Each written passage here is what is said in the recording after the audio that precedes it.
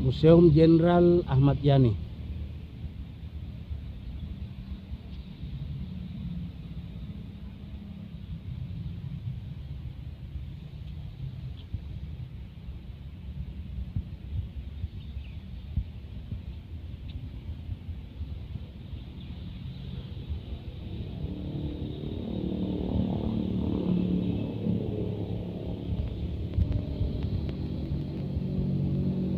Setelah kemerdekaan diambil sama PDT, Pak, Perumahan Dinas Tentara di sekitar Menteng dan Gondangdia ini. Tahun 1957 ditempati Pak Yani, karena Pak Yani dari Jawa datang ke Jakarta belum punya rumah, dikasihlah hibahan dari Angkatan Darat. Tahun 1957, 62-63 karena karirnya beliau melonjak cepat sekali, karirnya bagus Pak Yani, dilantik menjadi Menpangan, dikasih sama Pak Karno mes yang di Suropati, Pak. Oh iya, Suropati. Yang sekarang diisi Panglima TNI. Hanya beliau tidak betah, balik lagi ke sini sampai akhir hayatnya. Nah, ceritanya di sini waktu penculikan itu yang datang sekitar 130 personil, Pak. 2 truk, 1 bis. Nah, di sana tempat tadi duduk saya itu ada satu regu disekap. Ada bangunan pos di situ, Pak. Tadi Pak ya. Itu tentara campuran, Pak. Cakrabirawa itu. Yang Cakrabirawanya hanya 1 regu, Pak. Nah, di sana ada yang jaga 1 regu disekap, dilucuti senjatanya, diikat. Masuknya ke sini pas jam 4.25. Jadi masuk itu jam dari pintu ini. Iya, betul. Masuk dari pintu ini jam 4.25 subuh. Iya, kebetulan Oke. Om bilang pembantunya itu lagi nyapu. Sudah bersamaan dengan anaknya bangun yang bungsu. Jadi yang masuk ke sini sekitar 6-7 orang. Nah, di sini ada dokumen yang hitam putih. Ini dokumen asli. Kalau yang berwarna ini ngambil dari film. Iya. Nah, tapi film ini 99 real, Pak, karena yang menceritakan saksi hidupnya putra-putrinya langsung. Iya, benar. Termasuk pemeran yang jadi pembantunya, ini pembantunya Pak Yani. Ikut. Ini dibikinnya tahun 82. Iya. Dipublikasikan. Jadi ini memang 84. pembantu aslinya Ya, Pak Yani. yang ibu ini ya. Iya. Dipublikasinya tahun 84, Benar, lebih benar. 2 tahun, Pak. Nah, ini disesuaikan dengan kronologi, Pak. Sampai ditemukan ke lubang buaya ini alur cerita dari tanggal 30 September malam. Pak Yani itu menerima dulu tamu. Tamunya Pangdam 5 Brawijaya, namanya Basuki Rahmat. Oh, iya. Terkait kejadian pembakaran gedung gubernur itu, Pak. Ini Iya. dengan rekannya juga dari sana, dari Jawa. Ini dari jam 8 sampai jam 11 malam tamunya itu. Jam 4 rumah ini udah dikepung, jam 4.25. Bersamaan dengan anak yang bungsu bangun mencari ibu dengan pomilah. Tapi ibu waktu kejadian tidak ada di sini. Tapi di mes yang satu lagi ada acara tirakatan untuk hari ulang tahun. Jadi yang pas posisi kejadian di sini itu hanya Pak Yani, pembantunya dengan putra-putrinya, termasuk yang piket 10 orang. Iya. Dikejar lagi ke sini. Ya. Tidak usah mandi, Jenderal, kata Cakrabirawak. Jadi disinilah Jenderal Ahmad Dialog Yani dengan berdialog dengan Cakrabirawa. Betul, Bapak, di sini. Di sini pas di ruangan ini ya. Iya, tidak usah mandi, Jenderal, katanya. Pak Yani menjawab lagi, Pak, setidaknya saya cuci muka dan ganti pakaian. Benar ya. Malah di situ dibentak lagi, tidak usah berpakaian, Jenderal. Pak Yani marah, lancang, kalian tahu apa, kalian dipukul. Iya, dipukul ya. Setelah nutup pintu itu, Pak. Pintu yang mana Pak waktu Ini, itu? Pak. Oke. Nah, di sini mukulnya Pak Yani kejadiannya.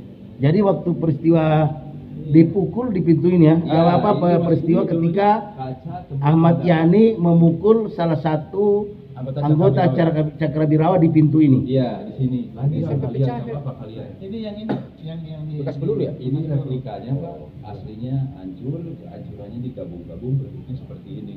Dulu kacanya tembus pandang.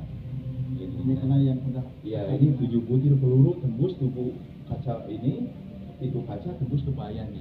Pak Yani jatuhnya mengkurep di sini, Pak. Setelah mukul anggota Cakrabirawa, di sini jatuhnya, Pak. Kepalanya di sini, kakinya sebelah sini, dan pelurunya dari tubuh tembus ke lukisan 2, ke lemari 3.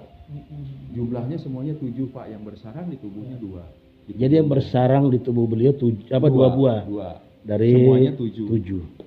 Posisinya tengkurap sini. Itu yang menyaksikan ada anak kecil, kalau di film Bapak pernah lihat. Iya. Sembunyi di batu, di sini namanya Pak Untung Murtani. Nah, disinilah gugurnya pahlawan revolusi Jenderal TNI Ahmad Yani pada tanggal 1 Oktober subuh 1965. tepat jam 4.35. Iya, saksi hidup masih orang ini nggak ada, Pak. Usianya 11 tahun. Yang sembunyi waktu itu di sebelah mana, Pak? Anak Pak Untung Murpeni namanya, usianya waktu itu 11 tahun. Oh, sembunyi di sini ya? Iya, Pak Yang jatuh bapaknya. Di sana posisinya tengkurap. Anak yang keberapa itu ya? Ketujuh. Anak yang ketujuh di sini menyaksikan bapaknya jatuh tertembak Ya, di tempat yang tadi sana. Di sana posisinya tengkurap. Ini tempat sembunyinya ini. Waktu itu usianya 11 tahun. Nah, dibalikinnya pakai kaki, Pak Yang itu. Hmm. Nah, dibalikin baru diseret. Kalau di film itu diseretnya bukan di film itu tangan. Iya, iya. Aslinya bukan tangan tapi kaki. Nah, Pak Yani begitu diseret itu dalam keadaan menyerah kesakitan. Jadi Belum masih sekarat ya, dalam kondisi sekarat itu ditarik ya. Dan ini teriak Pak Untung, bapak, akhirnya putri-putrinya yang di kamar sebelah sana ikut ke sana. Waktu diseret itu. Oh, diseretnya dari belakang kembali ke depan sana tadi ya. Diletakin di jalan Trotoar di sana. Nah, sampai di sana anak-anaknya Ini ruangan apa sini, Pak? Ruangan apa yang ini nih? ini ruangan makan. Ruangan makan ya. Ya, yang ada tulisan. Ya, ini masih 65 semua, Pak. Semua. Masalah ini meja makan yang selalu digunakan berkumpul, makan di sini. dia makan bersama ini. Ruangan makan Jenderal Ahmad Yani. Ini tambahannya hanya AC pahlawan revolusi Pak fotonya dengan lukisan ini sama harimau. Ini tambahan, kalau di lain itu Pak masih ori masih. Ya, karena menyerahkannya seperti ini Pak tahun 1 Oktober tahun 1966. Ini masih apa namanya bentuk asli dari ruang tamu beliau ya. Betul. Ini Ini- rumah lengkap dengan isinya nih Pak. Ada penyerahan. Ini ruang tamu khusus Ya, itu dari waktu menerima tamu rumah malam 30 September di sini Pak. dari sini ya. Pak Yani duduknya di bantal coklat, Pak Basuki Rahmatnya di kursi sebelah kanan dengan rekannya di sini.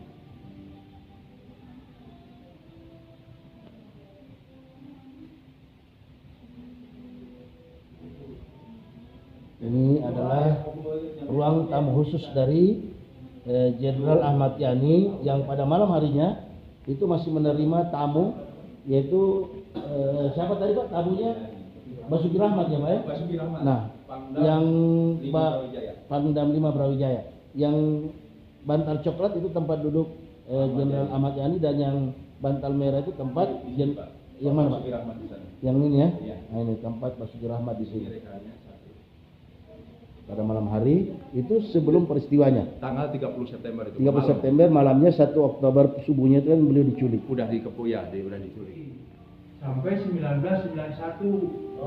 Nah sekarang dijual lagi udah pindah tanah. Ibu Yani ya, Ibu Yani pindah ke rumah itu. Ya, Bu Yayu istrinya Pak Edi. Ibu Yayu ya, Iya, rumah sebelah sana. iya, yang seberang sana. Jadi ruangan ini di apa? Sebelum jadi museum masih ditempati oleh Setahun Ibu Yayu. setelah kejadian, Pak. Oh, setahun setelah Beliau- kejadian. dan itu beliau diungsikan dulu ke tempat rumahnya ajudan.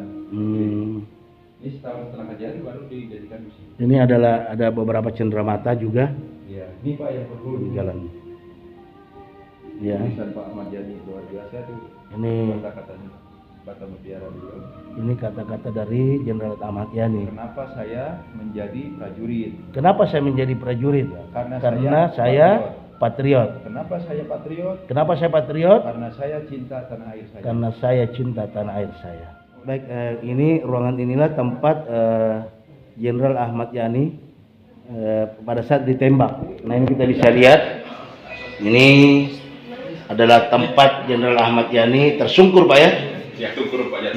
Ya tengkurap dalam kondisi 2 peluru. 7 peluru. 7 peluru ya. Tembus tubuh beliau yang bersarang di tubuhnya 2. Oke, jadi 7 peluru yang menembus peluru tubuh beliau, dan yang bersarang di tubuh beliau itu ada 2 peluru.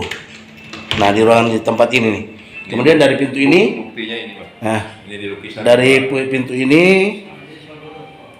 ini kemudian beliau diseret sampai ke Keluar sana Pak. keluar ya, sampai kurang lebih berapa meter itu Pak? 50 meter. Kurang 50 meter. Nah, ini bukti fisik bekas peluru. Bapak kalau mau dipoto, saya ambilkan barang-barang. Ya. Oh iya. Ini ruang keluarga Pak ya? Ruang makan keluarga. Meja makan. Meja makan Pak ya? Meja makan keluarga.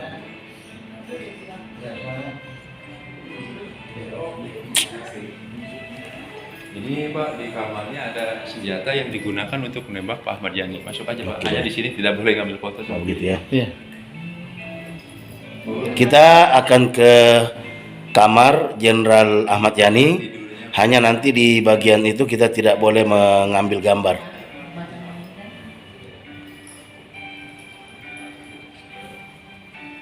Jadi disinilah tempat anak beliau bersembunyi ketika menyaksikan langsung ayahnya Jenderal Ahmad Yani ditembak oleh pasukan Cakrabirawa.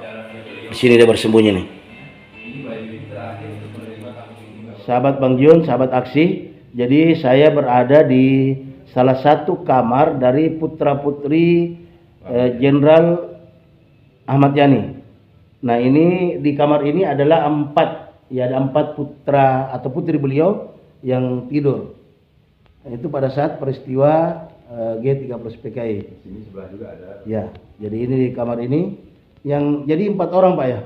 Di sini 4, tapi yang pas kejadian itu di kamar ajudan tidurnya Bu Amel itu Pak. Oh, Bu Amel ya. Bu Amel tidurnya di dengan ruang ajudan pada saat kejadian malam itu. Iya. Tapi yang tidur di kamar ini ada berapa orang? 3. 3 ya, 3. Sebelah juga. Oke, jadi ini kamar putri dari Jenderal Ahmad Yani. Ini tampilan dalamnya nih. Ini Pak yang udah meninggal nih. Bu Relia Emi Rudianti, yang putri nomor 7. Oh, putri nomor 7 yang meninggal Pak ya? Iya. Kok 7? Kedua. Oh, Putri apa? kedua. Putri kedua. Putri kedua yang ini. Jadi putra-putri Jenderal Ahmad Yani ada 8 semuanya Pak Iya, ya? perempuan 6. Perempuan 6, laki-laki 2. Iya, betul. Dan salah satu yang laki-laki yang namanya Untung atau Pak Untung, itulah yang menyaksikan ayahnya pada saat ditembak dan pada saat tengkurap jatuh tengkurap setelah ditembak itu. Ini Pak, ya, jadi ini kamar putra-putri beliau yang keempat juga, ada 4 juga di sini ya. Iya, Pak. Ada 4. Ini kamarnya bisa kita lihat sama-sama. Boleh Pak sambil dijelaskan boleh Pak? Oh iya, di sini Pak. Seperti ini dulunya kasur kapuk Pak, ini diganti. Ini. Di tempat ini ya. Iya, ini masih ori semua. Ori. Masuk lemarinya juga. Di sini ada tambahan pakaian seragamnya Pak Ahmad Yani disimpan di sini Pak.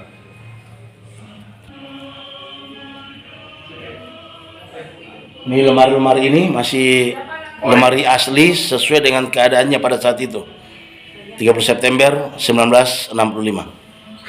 Ini lemarinya dan ini tempat tidurnya. Tempat tidur 4 putra-putri Ahmad Yani. Semuanya 8. Ya.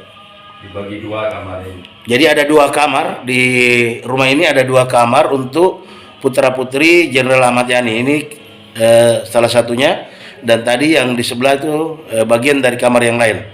Jadi ada 2 kamar yang ditempati oleh putra-putri Jenderal Ahmad Yani.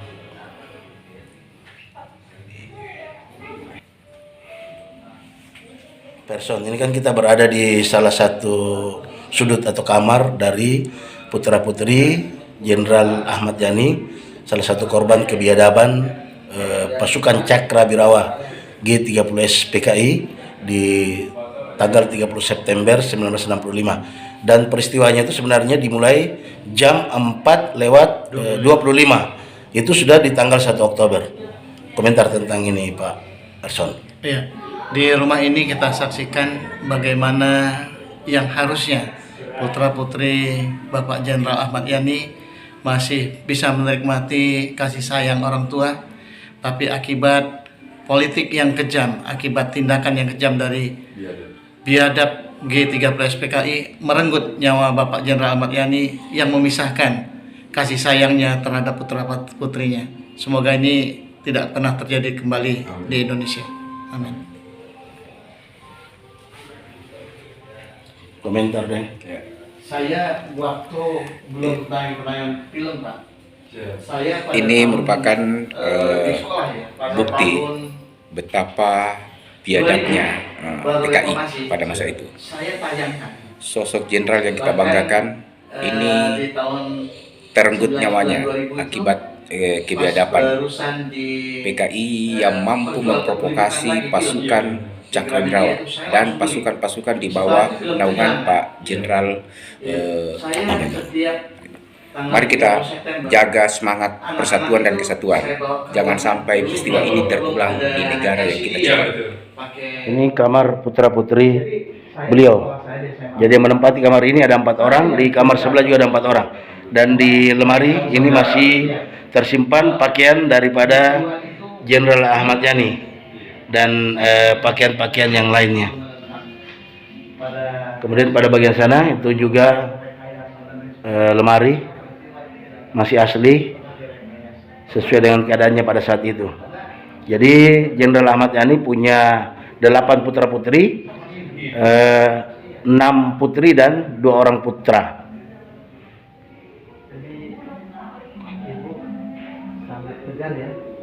Iya, Bu Yani yang terpuruk banget. Oke, di meja ini Pak ya, ada suatu momen minyak wangi jatuh pecah dari meja ini ya. Akhirnya dibalurin sama Pak Yani ke putra putrinya. Ah. Pak Yani kalau ada yang nanya dari siapa bilang aja dari Bapak. Kita mau nonton iring-iringan untuk hari ABRI ada geladi gitu Pak.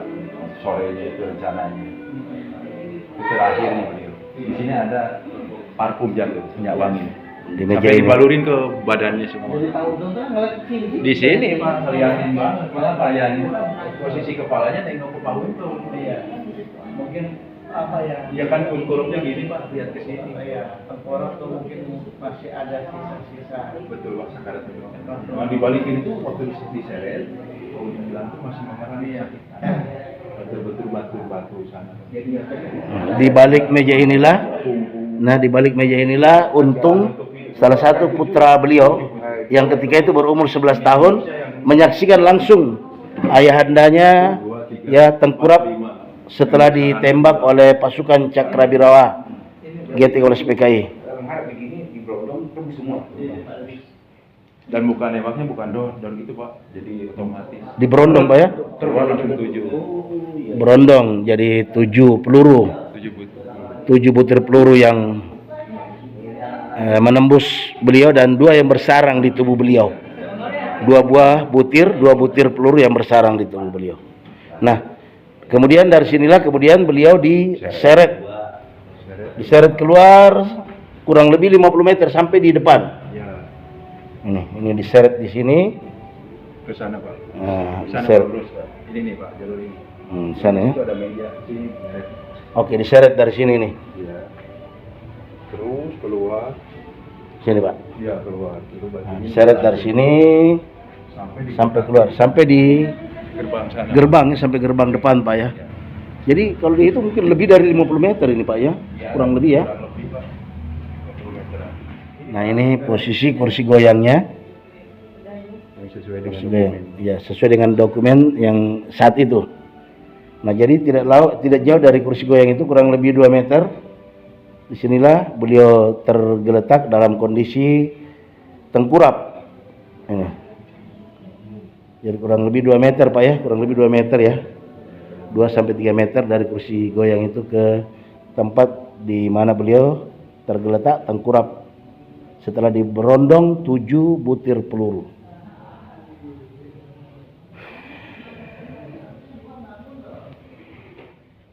Di tempat inilah atau di sinilah Jenderal Ahmad Yani tergeletak tengkurap setelah diberondong dengan 7 tembakan atau 7 peluru. 2 butir peluru itu akhirnya bersarang di tubuh beliau. Nah bisa kita saksikan, nah di tempat inilah beliau tengkurap dan kemudian diseret ke depan kurang lebih 50 meter. Nah di sini.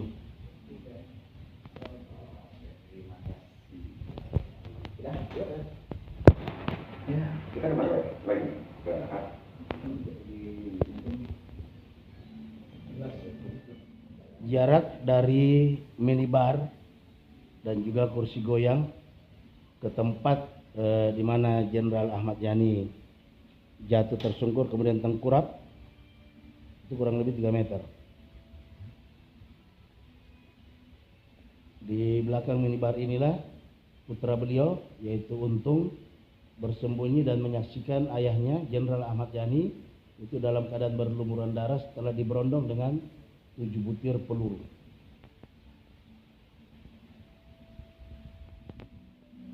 Dari pintu inilah Jenderal Ahmad Yani keluar berbicara menghadapi langsung pasukan Cakrabirawa.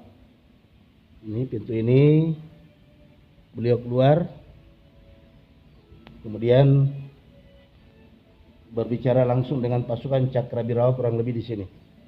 Waktu itu beliau karena katanya ada perintah dari presiden untuk menghadap, beliau katakan untuk mandi atau minimal cuci muka di tempat ini.